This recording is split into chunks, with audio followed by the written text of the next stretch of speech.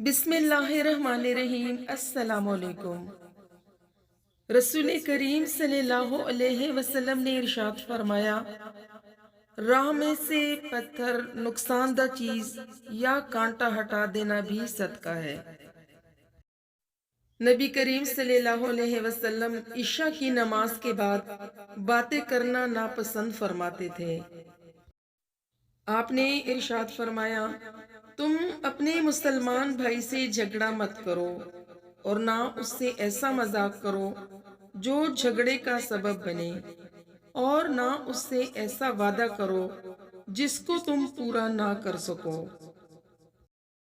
شیطان اس گھر سے بھاگ جاتا ہے جس گھر میں سورۃ البقرہ کی تلاوت کی جاتی ہے۔ قیامت میں سب سے زیادہ فیضیاب میری شفاعت سے وہ شخص ہوگا جو دل سے لا الہ الا اللہ کہے گا۔ سیدنا انس بن مالک رضی اللہ عنہ بیان فرماتے ہیں، ایک بوڑھا شخص نبی کریم صلی اللہ علیہ وسلم سے ملاقات کے لیے آیا۔ لوگوں نے اسے راستہ دینے میں کچھ دیر کی تو نبی کریم صلی اللہ علیہ وسلم نے فرمایا، وہ شخص ہم میں سے نہیں ہے جو چھوٹوں پر مہربانی اور بڑوں کی عزت نہ کرے۔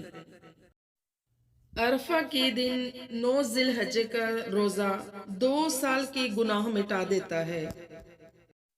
مجھے جو بڑا معجزہ دیا گیا وہ قرآن مجید ہے جو اللہ نے میری طرف بھیجا۔